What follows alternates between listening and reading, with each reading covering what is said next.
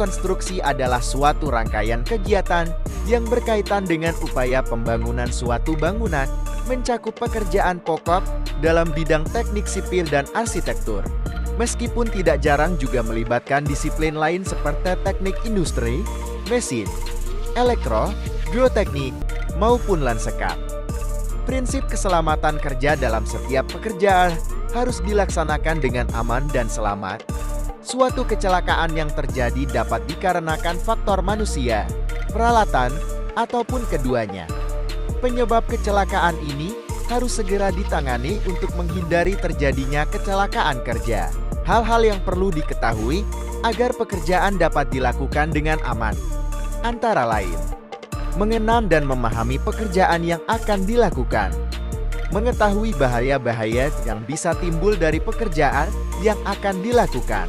Keselamatan kerja sangat penting diperhatikan dan dilaksanakan antara lain untuk menyelamatkan karyawan dari penderitaan sakit atau cacat, kehilangan waktu, dan kehilangan pemasukan uang.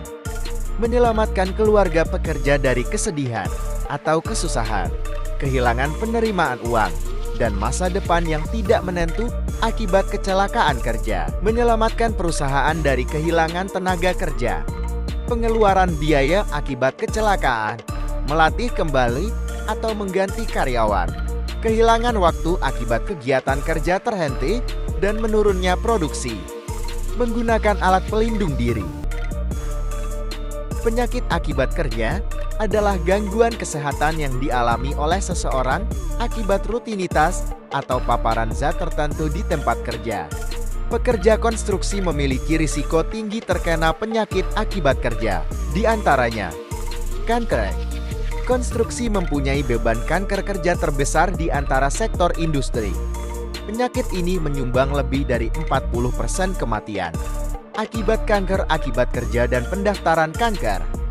Diperkirakan paparan masa lalu di sektor konstruksi setiap tahunnya menyebabkan lebih dari 5.000 kasus kanker akibat kerja dan sekitar 3.700 kematian.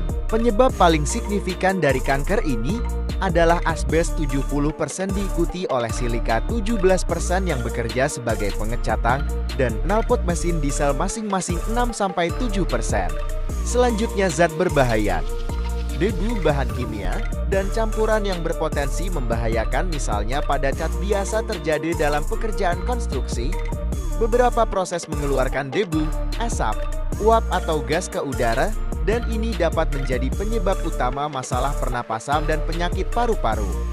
Sejumlah pekerjaan yang berhubungan dengan konstruksi juga memiliki tingkat dermatitis yang tinggi akibat paparan kulit terhadap zat berbahaya. Risiko kesehatan fisik pekerja terampil di bidang konstruksi dan bangunan merupakan salah satu pekerjaan dengan perkiraan prevalensi cedera punggung dan gangguan ekstremitas atas yang tertinggi. Penanganan manual adalah penyebab cedera lebih dari 7 hari yang paling sering dilaporkan di industri ini. Konstruksi juga mempunyai tingkat penyakit kesehatan tertinggi yang disebabkan oleh kebisinan dan getaran.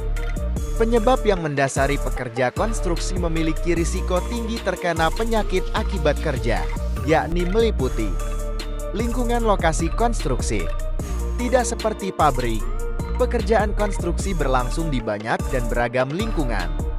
Lokasi yang berbeda dapat menimbulkan berbagai risiko kesehatan, termasuk risiko yang sudah ada seperti asbes. Tingkat risiko ini juga dapat bervariasi antar wilayah di lokasi yang sama. Sifat pekerjaan yang dinamis. Lokasi konstruksi terus berubah dan sejumlah besar pekerja mungkin melakukan tugas yang berpotensi membahayakan kesehatan mereka dan orang lain. Apresiasi risiko umumnya rendahnya kesadaran akan risiko kesehatan dan pengendalian yang diperlukan. Diperlukan waktu bertahun-tahun untuk berkembang menjadi kondisi kesehatan yang buruk dan konsekuensi langsung dari paparan yang berbahaya di tempat kerja seringkali dianggap tidak signifikan dibandingkan dengan dampak langsung dari cedera yang disebabkan oleh kecelakaan. Ketenaga kerjaan. Banyak pekerja yang berstatus wira swasta bekerja di perusahaan kecil atau sering berganti majikan, yang lain bekerja jauh dari rumah. Di situasi ini dapat menyulitkan pekerja untuk menjaga kesehatan mereka sendiri dan mereka seringkali memiliki sedikit atau bahkan tidak ada kontak dengan profesional kesehatan kerja. Risiko kesehatan yang buruk dapat dikelola dengan mengikuti langkah-langkah sederhana yang diuraikan berikut. Langkah-langkah ini mengikuti beberapa prinsip umum yang penting mencegah kesehatan yang buruk pada pekerja.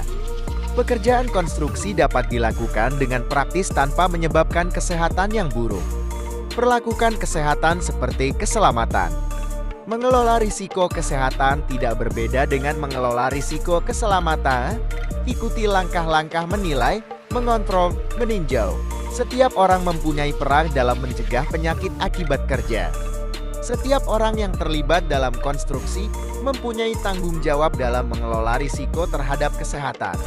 Masing-masing pihak harus memiliki kesadaran atas diri mereka dalam proses tersebut.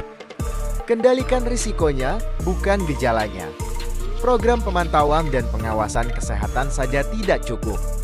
Meskipun hal ini merupakan bagian yang efektif dalam mengelola risiko kesehatan, prioritas pertama adalah mencegah orang terkena risiko tersebut.